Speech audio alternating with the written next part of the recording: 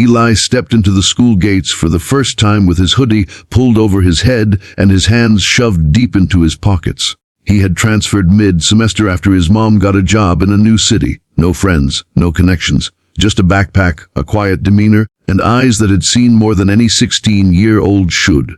His classmates only saw a scrawny new kid, slightly shorter, always looking down, rarely speaking.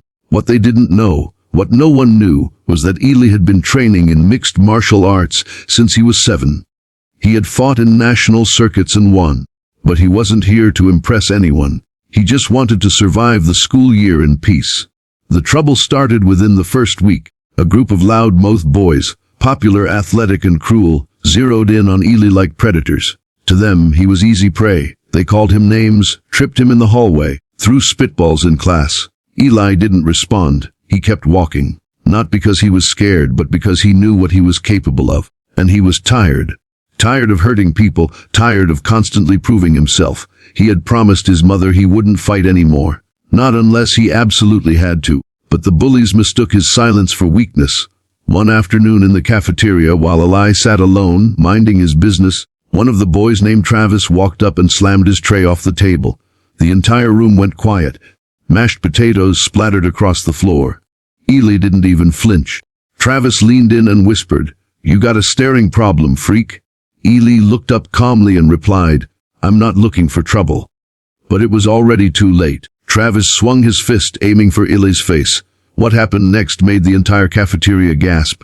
In one fluid motion, Eli dodged, grabbed Travis's wrist, twisted it around, and pinned him to the table. All without even standing up. Travis screamed, and the other bullies rushed forward. Eli stood, eyes narrowed, body relaxed but alert. The first boy lunged, Eli sidestepped, swept his leg, and the kid landed hard on the floor. Another grabbed Eli from behind, but with one shoulder roll and elbow jab he was free. The scene looked like something out of a movie. Not flashy, not exaggerated, just fast, efficient, and terrifyingly controlled. In under 60 seconds, 4 boys lay groaning on the ground, and Eli hadn't broken a sweat. Teachers came running. Students stood frozen. The principal arrived moments later, demanding an explanation. The boys stuttered and pointed fingers. Eli simply said, "They tried to punch me. I just stopped them." Word spread like wildfire across the school. Suddenly, the quiet new kid wasn't just a mystery, he was a legend. But the story doesn't end there. Eli was called into the office. The school had a strict no-violence policy. Despite student witnesses confirming he acted in self-defense, the principal suspended him for 3 days to set an example. Eli didn't argue. He accepted the punishment with calm dignity. But when his mom picked him up, she was furious, not at him, but at the situation. At home, Eli opened up. He told her about the promise he made not to fight again, how he tried to ignore them, how he only reacted when they left him no choice. She looked at him with tears in her eyes and said, "You didn't break your promise. You protected yourself without hurting them more than needed. I'm proud of you." When Eli returned to school, everything was different.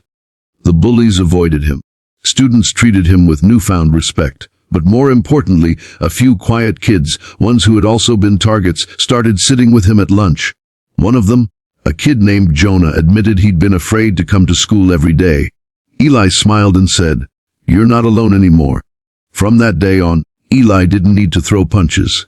His presence, his strength, and his calm confidence were enough.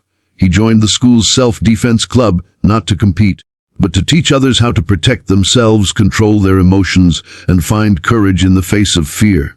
The story of the new kid who crushed 4 bullies without even blinking became a school legend. But for Eli, the real victory wasn't in defeating anyone. It was in rising above, choosing restraint, and turning pain into purpose. And to this day, no one ever tried to punch the quiet kid again. In the days that followed, Eli noticed something strange. He was no longer invisible. Students who used to walk past him now nodded with a smile. Some even stopped to thank him. A girl named Brielle, quiet and shy like he once was, slipped him a note in the hallway. It read, "Thank you for standing up. You gave people like me hope." That note meant more to Eli than any medal he had ever won. The self-defense club, once barely attended, suddenly filled with students. Eli wasn't a teacher, but he was the reason they came. At first, he hesitated. He didn't want the attention. But then he remembered Jonah and Brielle. He remembered being the one afraid to speak, afraid to be seen. He realized that maybe this was why he had learned to fight, not to hurt, but to help. Each day after school, Ely trained with the group. He showed them how to fall without injury, how to block, how to breathe through fear. But more than that, he taught them confidence. Fighting isn't the goal, he told them. The goal is to never need it, but be ready if you do. Meanwhile, Travis and the other bullies faced consequences. They were suspended and forced to attend behavioral counseling. At first they were defiant, but something had shifted. They'd been humiliated, not just physically, but morally. They saw how the school rallied behind Ely, not because he fought, but because he stood for something. Slowly, some of them began to change. One afternoon, Travis approached Ely in the gym. For a second, Ely tensed, old instincts flaring, but Travis raised his hands in peace. "I came to apologize," he said quietly. "I was wrong. I thought being strong meant hurting people. But you showed me it's the opposite." Ely studied him for a moment, then extended his hand. "It's never too late to be better." The handshake didn't fix everything, but it was a start. By the end of the semester, Ely had become more than the new kid. He was a symbol. The kid who came in alone and left the school united. Students of every background found courage in his quiet strength. Even the teachers began integrating self-defense into PE, inspired by what the club had accomplished. On the last day of school, Ely gave a short speech at assembly. The principal asked him to speak on confidence and growth.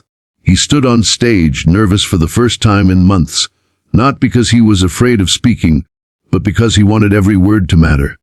"I didn't come here to be noticed," Ely began. "I came here hoping not to be seen. But I've learned something important. Real strength isn't in your fists, it's in what you do with them. We all get bullied by something: fear, doubt, other people. But we all have the power to rise above it. Not with anger, not with hate, but with courage." The entire auditorium was silent. Some students wiped their eyes. A few parents clapped early. And when he stepped down from that stage, Ely knew he had made a difference. He didn't need to prove himself anymore. He had become something greater than a fighter. He had become a protector.